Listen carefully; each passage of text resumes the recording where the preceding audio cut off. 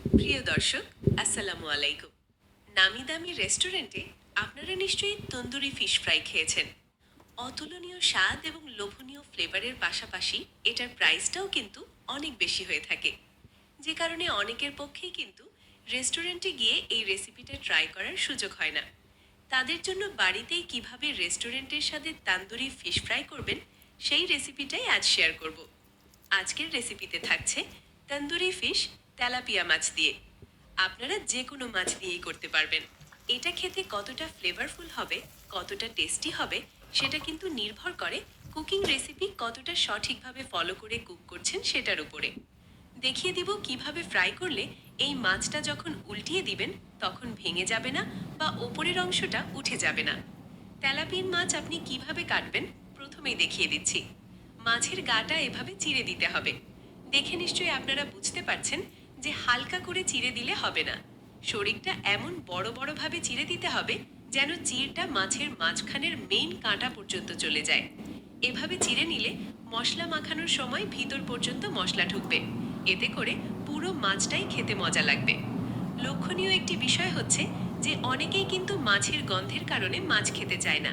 তাই মাছের গন্ধ দূর করতে লবণ এবং লেবুর রস মাখিয়ে এটাকে 15-20 মিনিটের জন্য রেখে দিতে পারেন। লেবুর রসের পরিবর্তে এখানে ভিনেগারও ব্যবহার করতে পারেন। আর যদি হাতে সময় না থাকে, সেক্ষেত্রে লেবুর রস এবং লবণ মিশিয়ে মাছটাকে কয়েকবার কচলিয়ে কচলিয়ে পানি দিয়ে ভালোভাবে ধুয়ে পরিষ্কার করে নিতে পারেন। এভাবে করে নিলে মাছের যে একটা আষ্টে গন্ধ থাকে সেইটা চলে যাবে। আমরা এখানে সেই কাজটাই করেছি। লবণ এবং লেবুর রস মিক্সড করে মাছের গায়ে বেশ কিছুক্ষণ মেখে তারপর পরিষ্কার পানি দিয়ে খুব ভালোভাবে ধুয়ে নিয়েছি। মাছের পেটের ভিতরেও লবণ এবং লেবুর রসের মিশ্রণটা দিয়ে দিব। এভাবে দিলে মাছের পেটের ভিতরেও কিন্তু আর কোনো গন্ধ থাকবে না। এই কাজটা কিন্তু অবশ্যই করতে হবে। একটা মাছ এভাবে যদি লবণ এবং লেবুর রস দিয়ে কচলিয়ে খুব ভালোভাবে পানিতে ওয়াশ করে ফেলেন, তাহলে কিন্তু মাছে আর কোনো গন্ধই থাকবে না। আমরা পর্যাপ্ত পানি দিয়ে মাছটাকে খুব ভালোভাবে পরিষ্কার করে নিলাম। এখন মাছটাকে ম্যারিনেট করতে হবে। আর দর্শক, রেসিপিটি যদি ভালো লেগে থাকে তাহলে রান্নার রেসিপি চ্যানেলটি সাবস্ক্রাইব করতে ভুলবেন না। আর যদি ফেসবুক বা অন্য মাধ্যমে দেখে থাকেন তাহলে ফলো করে পাশে থাকার অনুরোধ করছি। বাই দ্য ওয়ে, ম্যারিনেট করার জন্য আমরা একটা পাত্রে নিচ্ছি কিছুটা টক দই। ম্যারিনেট করতে টক দই দিলে মাছের গন্ধটা থাকবে না, একই সাথে স্বাদটাও ভালো আসবে। বাসাতে যদি টক দই না থাকে তাহলে এটার পরিবর্তে তরল দুধের সাথে লেবুর রসও মিক্সড করে দিতে পারেন। এটাও কিন্তু টক দইয়ের মতোই কাজ করবে।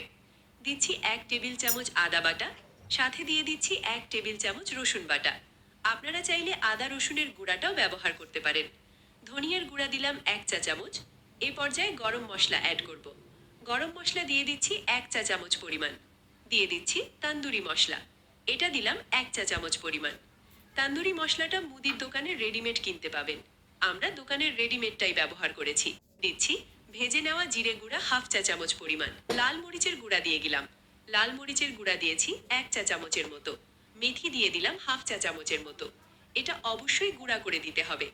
হলুদের গুঁড়া দিয়ে দিব। দিলাম হলুদের গুঁড়া 1/2 চা চামচের মতো। 1/2 চা চামচের মতো লবণ দিয়ে দিলাম। মাছের কালারটা যাতে সুন্দর আসে এজন্য কাশ্মীরি লাল মরিচের গুঁড়া দিয়ে দিচ্ছি। এটা দিলাম 1/2 চা চামচের মতো। দিয়ে দিচ্ছি গোলমরিচের গুঁড়া 1/2 চা চামচের মতো। এখন মশলাগুলো সব একসাথে ভালোভাবে মিক্সড করে নেবেন। খুব ভালোভাবে মশলাগুলো মাছের সাথে মাখিয়ে নিতে হবে। মশলাগুলো মাছের গায়ে মাখানোর সময় লক্ষ্য রাখতে হবে যেন মাছের ভিতরের প্রতিটি অংশে মশলা ঢুকে যায়। মাছের মধ্যে মশলা প্রবেশ করলে তখন খেতেও ভালো লাগবে। তান্দুরি ফিশটা এতটাই টেস্টি হয় যে ফ্রাই করার পর আর কোনো কিছুই এর সাথে প্রয়োজন হয় না। স্বাদের দিক বিবেচনায় এটা জাস্ট ওয়াও একটা রেসিপি। মশলাগুলো আঙুল দিয়ে মাছের পেটের ভিতরেও খুব ভালোভাবে লাগিয়ে নেবেন। এভাবে লাগিয়ে নিলে পুরো মাছটাই খেতে খুব ভালো লাগবে। একই সাথে বেশ জুসিও হবে।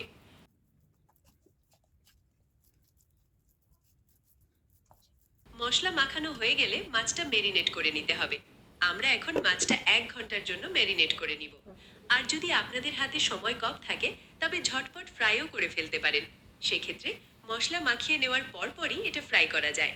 আজকে আমরা এটা নর্মাল ফ্রাইং প্যানে ফ্রাই করে দেখাবো। আপনারা চাইলে এটা গ্রিল প্যান অথবা কয়লার আগুনের উপরেও ফ্রাই করতে পারেন।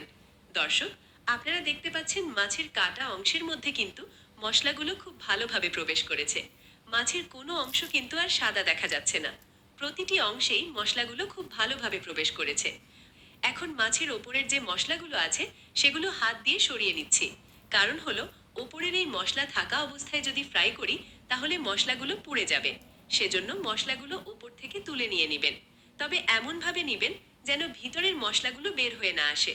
কাটা অংশের মধ্যে যে মশলাগুলো আছে ওগুলো কিন্তু বের করা যাবে না। কারণ হলো, ওই মশলাটার জন্যই কিন্তু মাছটা খেতে টেস্টি হবে, একই সাথে বেশ জুসিও হবে।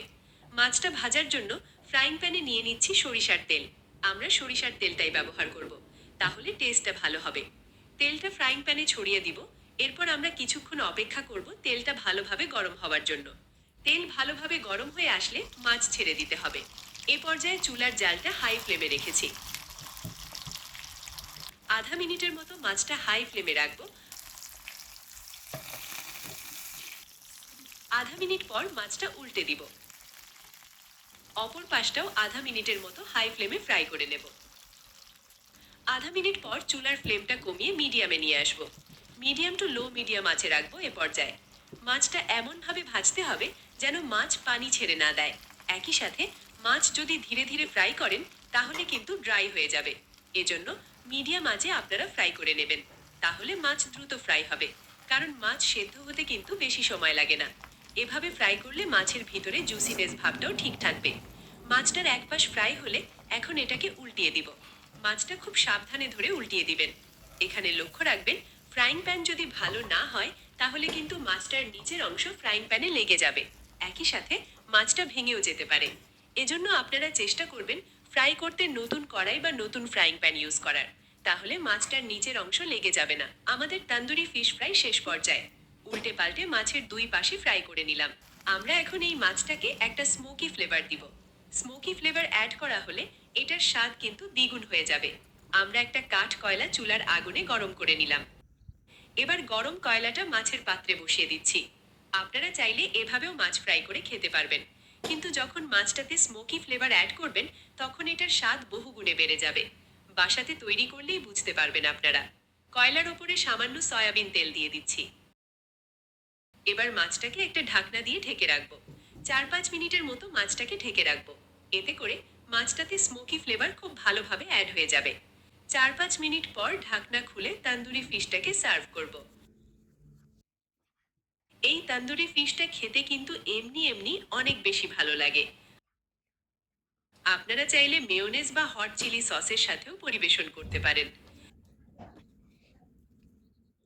তন্দুরি ফিশটা আপনাদেরকে একটু ভেঙে দেখাচ্ছি। দেখলেই বুঝতে পারবেন মাছটা ভিতর থেকে কতটা জুসি হয়েছে, কতটা ফ্লেভারফুল হয়েছে এবং একই সাথে কতটা মশলাদারও হয়েছে। বাসাতে যখন আপনারা এই রেসিপিটা তৈরি করে খাবেন তখন বুঝতে পারবেন। এই রেসিপিটা ফলো করলে যে মাছ খেতে পছন্দ করে না সেও কিন্তু খুব মজা করে চেটেপুটে খেয়ে নেবে। আশা করছি আজকের রেসিপি আপনাদের কাছে ভালো লেগেছে। যদি রেসিপি ভালো লেগে থাকে তাহলে অবশ্যই বাসায় ট্রাই করবেন। আজকের মতো এ পর্যন্তই। সবার সুস্বাস্থ্য কামনা করে বিদায় নিচ্ছি। ভালো থাকবেন সবাই। আল্লাহ হাফেজ।